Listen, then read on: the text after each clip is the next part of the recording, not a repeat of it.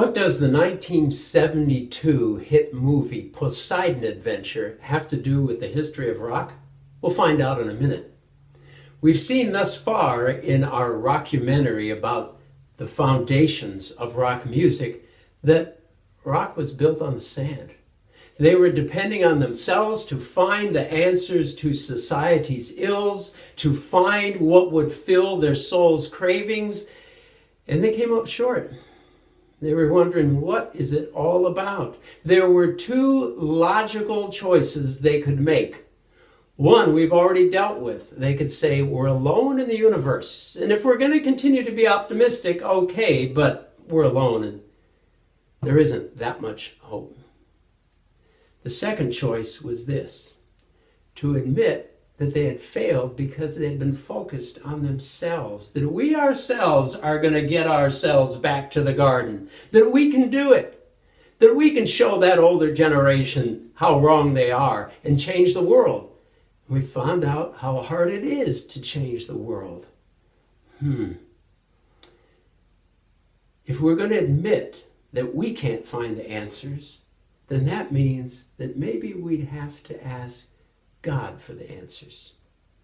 Maybe we're not alone in the universe. Maybe God has revealed some truths that can help us. That's what many young people were considering as they got involved in something called the Jesus movement. As they returned to religion, they weren't expecting to do that, but it happened in many cases.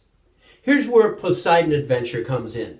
Do you remember the plot? It's about this magnificent ocean liner that capsizes due to a tidal wave. And there it is upside down in the water. And it's a story of a small group of people trying to find the way out.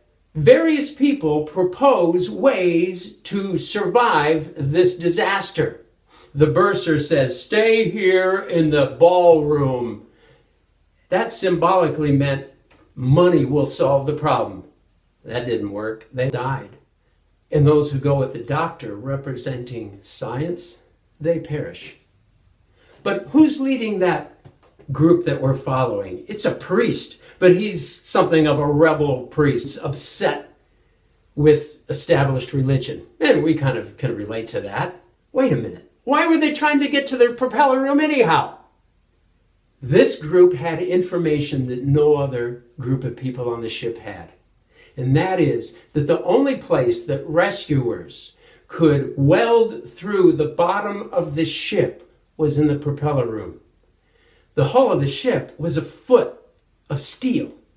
But in the propeller room, there's a small area that's just 1 inch thick. Why were they going there? Because a little boy in the group had gone on a tour. And the tour had taken them to the propeller room. And he remembered that's the only place where the hull is thin and we can be rescued. So it wasn't money that was going to save.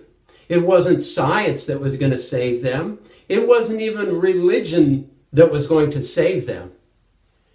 It was knowledge from beyond themselves.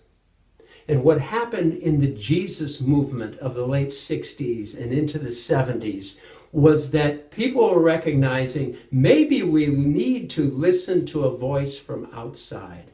We need to listen to the Bible. And some people expressed the new faith that they found in the Bible. The person who was really the trendsetter in this was a fellow named Larry Norman. In the playlist, we're going to listen to 2 songs by him. Why Should the Devil Have All the Good Music? And The Rock That Doesn't Roll.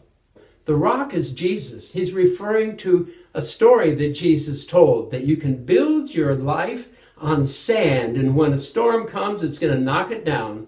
Or you can build your life on me and my word, and when the storms come, you will withstand all of that.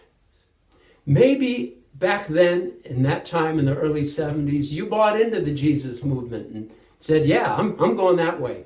Maybe you didn't. Maybe you thought it was a crock. But I invite you right now to listen to these songs and ask, where was I then? Where am I now? Should I choose that there are no answers in the universe?